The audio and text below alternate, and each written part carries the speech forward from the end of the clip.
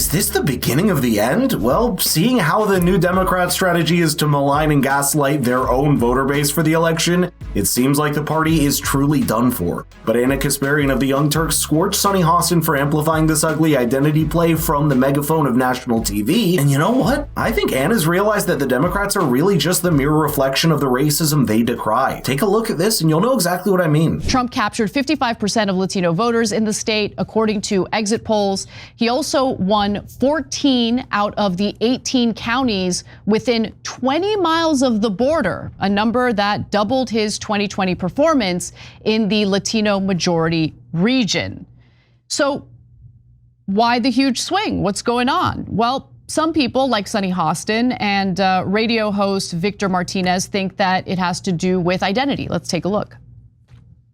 Latinos in Texas, a district that's 97% Latino, went 75 percentage points for Donald Trump. Why? Misogyny. It's on the border. The border crisis is on their doorstep. And they were begging people to care about it for years. We need to take some lessons. That's what that was. And I will dare to say that is the Latino man who wouldn't want a woman president. Martinez has no idea what he's talking about. Some inconvenient facts for him. For instance, the fact that in 2016, Hillary Clinton won Latino men by a 31-point margin. Game over already, but wait till you see more.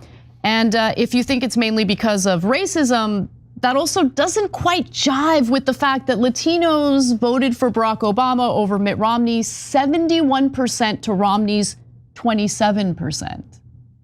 What are we doing, Democrats? Like, what do you...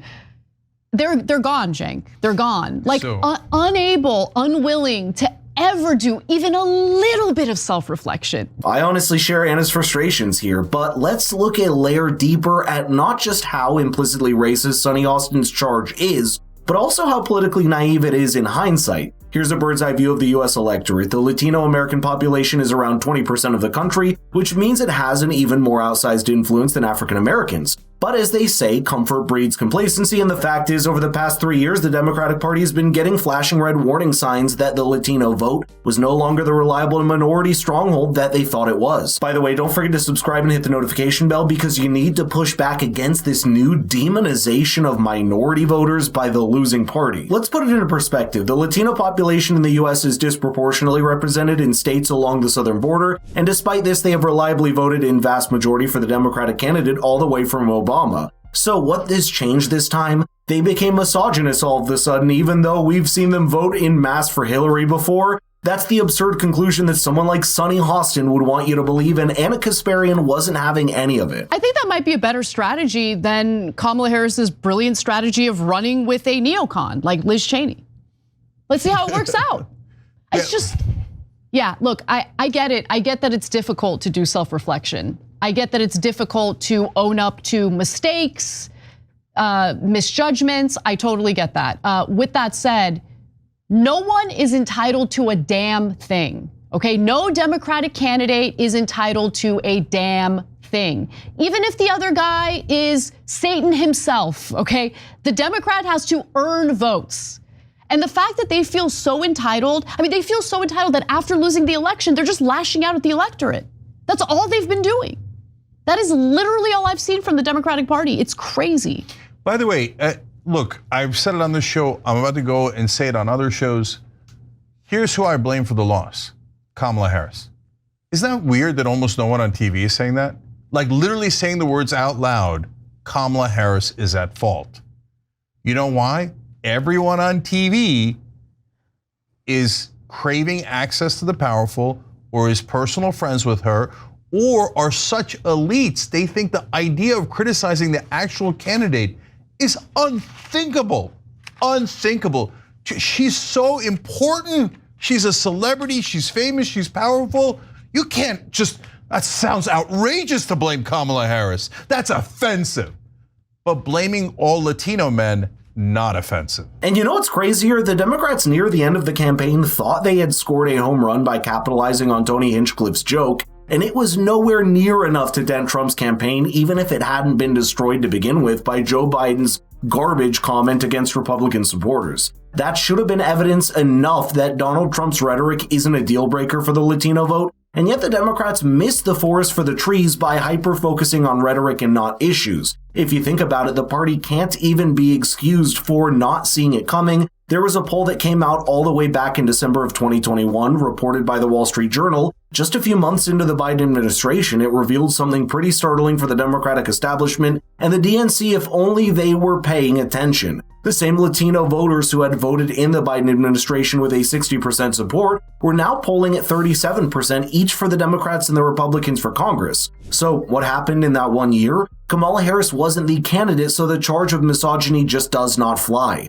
After all, a sizable majority at the 66% has already gone to Hillary Clinton in 2016, or did the Latino population become radically more racist in a few months to justify that drop in support? Of course not. As Alyssa Fair-Griffin tried to bring Sunny back to reality on this, it was a population that was on the front lines of both the border crisis as well as being hit by the wave of inflation, and if it just so happens that the polls have constantly suggested that inflation and immigration are the top two most important issues for voters across the political aisle. When you say Donald Trump is a racist against Latinos, and then after he wins Latino men, and then you turn around after the election and you say it's Latino men's fault because they're sexist and have the wrong culture.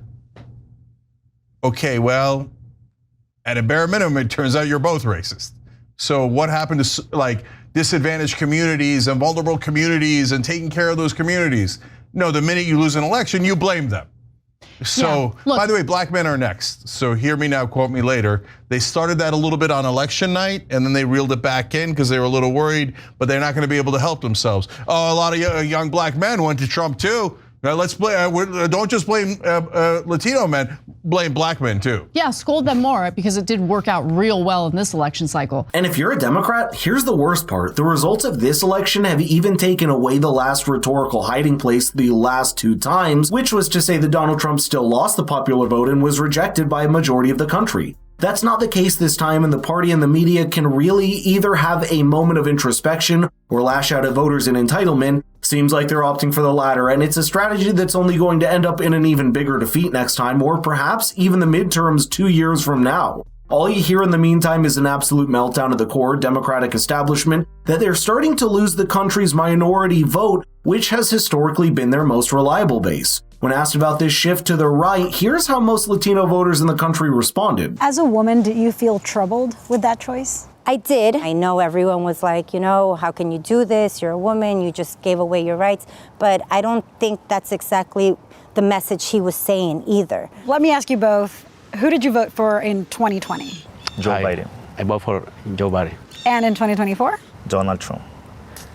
I changed to Donald Trump that year. Why did you choose Trump this time? For me, security, immigration, this situation with immigration is out of control. And that makes perfect political sense. The new generation of minority voters, including Latino and African American voters, have consecutively seen two different administrations as well as their stark difference. And the reality they live is far removed from the bubbles that TV hosts like Sunny Hostin might live in. When reality hits like it did in this election, they're not left with much of a choice but to make peace with it. But let me know in the comments why you think prominent Democratic names are throwing their own voter base under the bus like this, and share this with people from those minority communities so they know the reality of the party that claims to represent them and the working class. Thanks for watching.